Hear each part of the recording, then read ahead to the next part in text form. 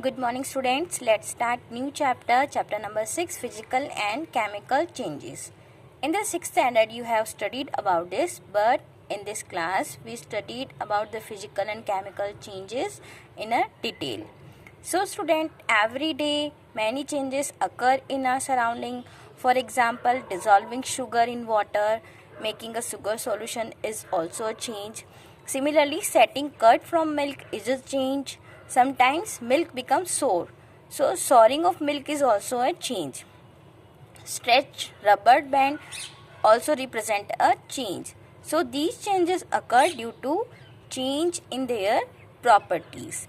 These changes are divided into two types, that are physical and chemical changes. So first we discuss about the physical changes by the activities. In first activities, if we cut a piece of paper in a 4 square pieces, and if we cut each square pieces further into 4 square pieces, and if we try to rejoin these pieces of paper in a original piece of paper, we are not able to join the pieces back to make the original piece, but they change in a size of the paper. In the next activity, if we collect the chalk dust and if we crush a small piece of chalk into dust and add a little water to the dust to make a paste, and if we roll the paste into the shape of a piece of chalk and let it dry, did you recover chalk from the dust? No, we can recover the chalk, but there is a change in the size. In the next activity, if we take some ice in a glass or in a plastic tumbler and put it in the sun, after some time the ice start melting, and if we put this tumbler in a freezer, we find the ice again. So there is a change in a state. You know that water are present in a three state, that is solid, liquid and gases. So in this activity, the ice change into the water, and again water change into the ice. In the next activity, if we boil some water in a container and after some time we see the steam rising from the surface of the water. If we hold an inverted pan over the steam at some distance from the boiling water, we see droplet of water is there. So in this activity, the water vapor change into water, and again water, when we boil the water change into vapor. So here is also a change in a state. In the next activity, if we hold a used husk, so blade that is used in a regular life, with a pair of tongue is an instrument from which we hold the things.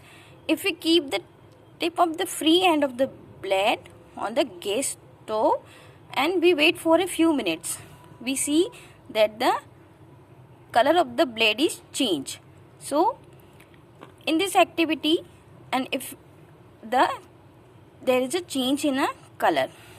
So student, understand, when we remove the blade from the flame and observe the tip, once again after some time it get back into its original color.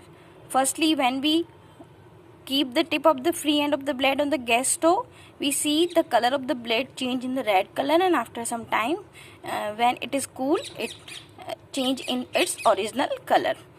So there are properties such as shape, size, color and state of a substance are called physical properties. So in a physical change, a change in which a substance undergoes a change in its physical properties, that are shape, size, color and state.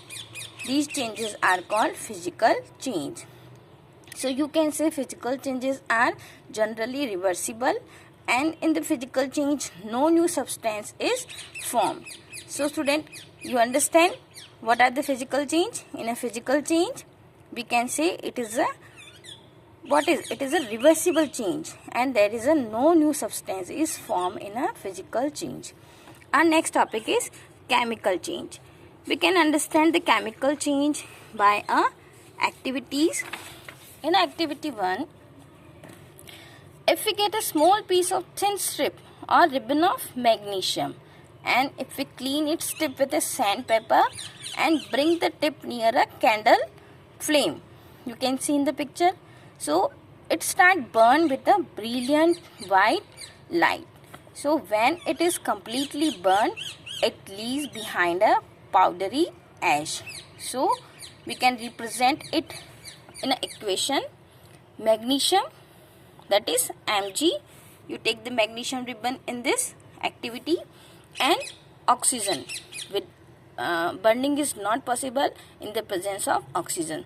So when the magnesium and oxygen react with each other, that is turned in a magnesium oxide, that is MgO, that is your powdery ash. So if we collect the ash and mix it with small amount of water and stir the mixture well, and then we taste the mixture with a litmus paper.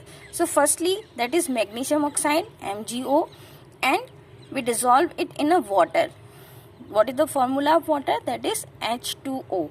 So the magnesium oxide react with water and form magnesium hydroxide, that is MgOH whole square. What is the formula of magnesium hydroxide? MgOH whole square.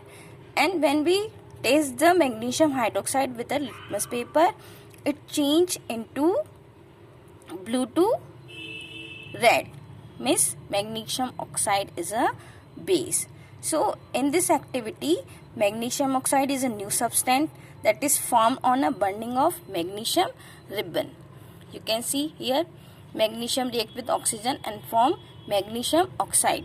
So in this activity, we get the two new substances. First is magnesium oxide and second is magnesium hydroxide. So we can say this is a chemical change because we get new substance. So student, remaining part of this chapter we will discuss in the next video.